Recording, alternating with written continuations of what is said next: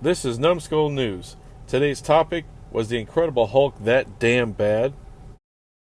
There are aspects of my personality that I can't control. See a shrink.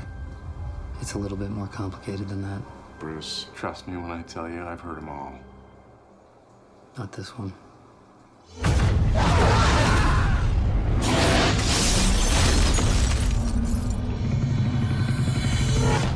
Before Infinity War comes out, I get on YouTube trying to find different videos, content about Infinity War, and I run across a ton of these ranking videos, ranking the 18 MCU movies, usually from worst to first.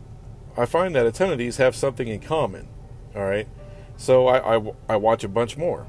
And sure enough, they have the same thing in common. If not at the very bottom, definitely the bottom three, you'll find the Incredible Hulk.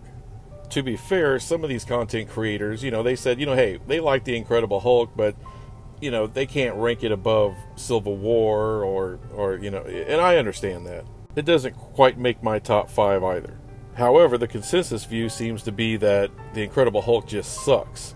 And they mostly give the same reasoning for why it sucks. So I'm going to go through a couple of these and pretty much try to dispute them and say why they're wrong. Edward Norton. He seems to be in the ire of a lot of this hate. A lot of people hate, I don't know, they don't really go after his performance. They go after what kind of turd he was off camera behind the scenes. This makes for fascinating reading. You get on the internet and oh my God, Edward Norton's like a nightmare to work with. Look, I get it. It's fun to read that kind of stuff, but it really has no bearing on how good the movie really is. In fact, I would say he did a great job. I understand going forward they had to replace him. They had to bring in Mark Ruffalo, and I like Mark Ruffalo. But for a standalone movie, a one-off, old Ed Norton does just fine. I mean, he's only one of the best actors in his generation, and I understand, like I said, he's a big sticky turd. However, it has no bearing on the movie. And speaking of casting, Tim Roth and William Hurt, that's amazing casting. Amazing actors, and they actually got them to come in and be in a Hulk movie. Of course, the haters and detractors of this movie, they're not going to give that credit. But let's look at these two guys. And it's an interesting dynamic. Tim Roth plays an aging soldier, trying to stay on the front lines with his troops. He didn't go up and take an office job. He wasn't in the rear with the gear. And, General Ross questioned him about it. And he said, no, man, I'm a soldier, man. I'm here to fight. Which, in turn, that gets General Ross's respect. But remember, Ross is a villain. So what does he do? Hey, I got a serum here that can go and make you younger, make you stronger, faster, more agile. And of course, Roth takes it and then starts getting addicted to it. It's almost like Ross was the drug dealer, using Ross' character to take down the Hulk. And as it turns out, it all blows up in his face, bites him in the ass. Then Ross has to team up with the Hulk to try to take down Abomination. It's a pretty cool thing. And if you think about it, General Ross is in future movies. He's no longer going after the Hulk. He's no longer trying to steal his power. Instead, he's trying to work with him because he understands he cannot restrain that power. He can't control it.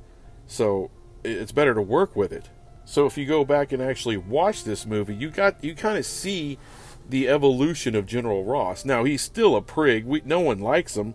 But, he did at least learn, hey, let's leave the Hulk alone before he kills us all. So to be fair, there are, legit criticisms of this movie. This is not a perfect movie. That scientist guy that becomes the leader, I mean, that sucked. Send that guy back to old brother where art thou, where he belongs, because he didn't belong in this movie. And I could dig through and find a lot more defects in this movie. And I'm sure, and everyone else sure as hell does. But remember, this isn't Othello, okay? This isn't Julius Caesar. Or if you want that, take your ass to Shakespeare in the Park, because this isn't what it is. This is a monster movie. Alright, this is Monster Zero versus Godzilla. This is Count Dracula versus Frankenstein versus Dr. Jekyll. It's a monster movie. So, you sit back and you enjoy the destruction. That's what it's about. And unlike a lot of monster movies we've gotten in the past, we actually got one with a stellar cast.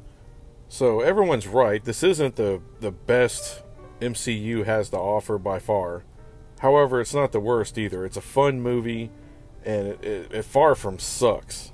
So thanks for watching the video, man. I really appreciate it. If you want to share it, you want to subscribe, do what you like, and I'll post another one as soon as I can. Thank you. Bye.